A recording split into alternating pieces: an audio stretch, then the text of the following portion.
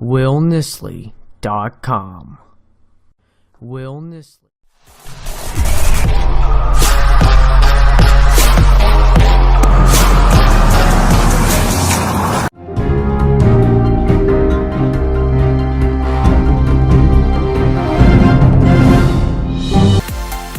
Hi, I'm Carl Azus for CNN 10. Welcome to the first of two shows we're going to have this week. We'll also be on the air tomorrow, but then we'll be off through next Monday, November 26th, as we celebrate the Thanksgiving holiday. First today, an update on California's devastating wildfires. Fire officials say the Camp Fire, the record-setting blaze in Northern California, is at least 60% contained, meaning it's mostly surrounded and prevented from spreading. It killed at least 76 people and injured 3 firefighters.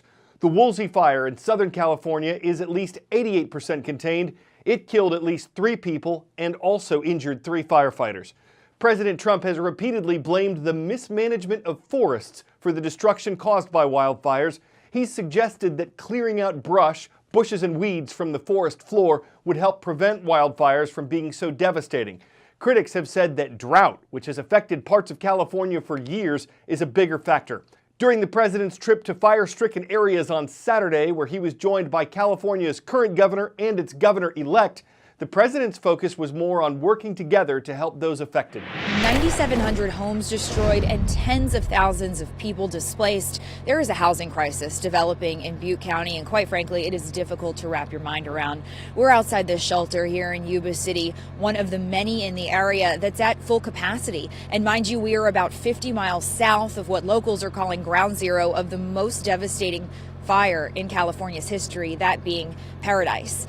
So many people, their only focus can be on their immediate need, where they will spend tonight. That being in shelters like this one, some people even in the tent cities that we've showed you pictures of through the week. That being a more short-term solution, the effort being made to put more people in shelters like this one.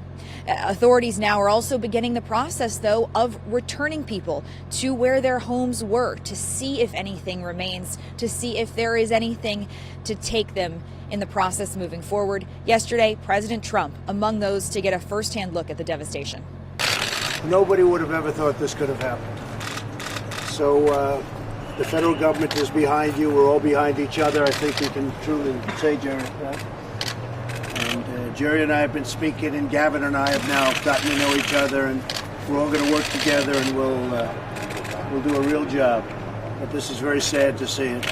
Many people here saying they'd like to put politics aside with President Trump's visit. They say Butte County needs all the help that it can get, and if President Trump's visit here could put a spotlight on the devastation and could help him understand the need for so many, they say that they welcomed him.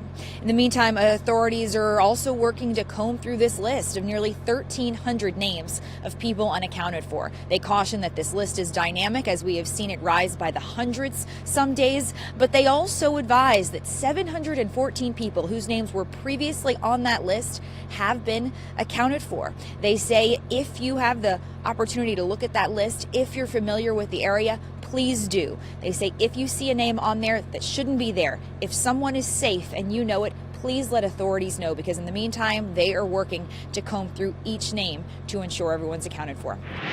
America's opioid crisis gets a lot of attention in the media, including on our show.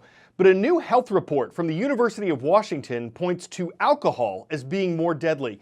While 72,000 Americans die a year from opioid overdoses, an estimated 88,000 die from alcohol-related problems like liver cirrhosis, cancer, and suicide. Over a 10-year period, alcohol-related deaths increased among men by 29% and women by 67%. And though drinking deaths among teenagers actually decreased in the years studied, they went up for adults aged 45 to 64. According to USA Today, researchers say work-related stress, strain on working mothers, and loneliness tied to social media are some reasons why. The findings are based on a new analysis of statistics from 2007 to 2017. 10-second trivia. Which state has been the birthplace of the most U.S. presidents? Virginia, Ohio, New York, or Massachusetts?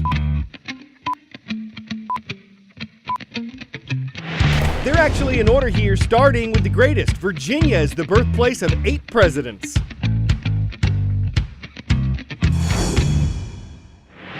And Virginia is one of the 2 states where e-commerce company Amazon is planning to install its HQ2, its second headquarters. The company is based in Seattle, Washington. It announced plans for a second base more than a year ago. After a nationwide competition between cities to attract Amazon, the company announced that New York City and Crystal City, Virginia would be the 2 places where Amazon's new homes would be. In total, they offered $2.8 billion in incentives to Amazon, but that figure could go higher. Amazon finally picked Virginia and New York as the 2 sites for its new headquarters. But that so-called victory in the HQ2 race for those states means that now they're on the hook for billions of dollars in subsidies to Amazon, one of the largest companies in the world, led by the richest man in the world. So why are New York and Virginia willing to give away nearly $3 billion to Amazon? Let's back up to 2017, when Amazon first announced their HQ2 hunt. Right off the bat, the sweepstakes led to silly, folksy gimmicks by local politicians. New York turned the Empire State orange. Tucson sent a big cactus. Kansas City Mayor Sly James made this. I'll tell you, when I'm sitting out in the backyard of my reasonably priced home and these chimes start to tinkle, it feels just like the whole world is singing to me. But it wasn't just gimmicks that Amazon got. Chula Vista, California offered a plot of land worth $100 million and a property tax deferment worth $300 million. New Jersey offered $7 billion in total incentives. Fresno offered to give Amazon control of how most of its taxes will be spent. Just give them control. And Chicago had maybe the most insane offer. It proposed taking 50 to 100% of Amazon employees' income tax for 10 years and just giving the tax to Amazon. But look, just like Amazon wasn't the first company to sell stuff online, it sure isn't the only company to try to get as much public financing as it could. You could see it with the public funding of sports stadiums, or film and TV productions that have gotten billions in subsidies from states like Atlanta, New York, and Louisiana. We offer the greatest financial incentive that you can find in the world. To understand why states and cities would choose to join a race to the bottom and potentially empty out their state's funds for a huge mega corporation, think of this as a prisoner's dilemma, the classic game theory thought experiment. 2 people are arrested, interrogated separately, and asked to spill the beans on the other. Everyone would come out better if they cooperate together, but in practice, each individual actor decides what to do best for themselves, meaning everyone loses. Now imagine instead of 2 prisoners, there's 50. And let's call those prisoners states. Each state would be better served if no one state would give in, but ultimately, each state is guided by their own self-interest. Look, Amazon didn't create this problem, but what they are trying to do is put a friendly face on it, make it this fun thing that cities can compete for. The city of Birmingham is using giant Amazon boxes to try to get Amazon's attention. Well, that's a dangerous precedent to set, especially because we know these deals are contagious. Companies know the deals that other companies have gotten and try to get them for themselves. Companies play this game. It's not like these public dollars affect where the location is going to be. It's like a company figures out where it wants to go. It picks the city, or maybe a very short list of city where it wants to go, and then plays community after community to get these incentives. Politicians love the idea of Amazon in their city. Once you have Amazon, salaries will go up, home prices will increase, and eventually tax revenues could increase in the long run. But what's to love for the taxpayers who actually have to foot the bill, whose money for roads and schools and firefighters' health insurance is being diverted to the pockets of some of the most profitable corporations in the world? And won't those corporations' employees, when they move into their new home, need to use those same resources too? If this is a competition, who's winning?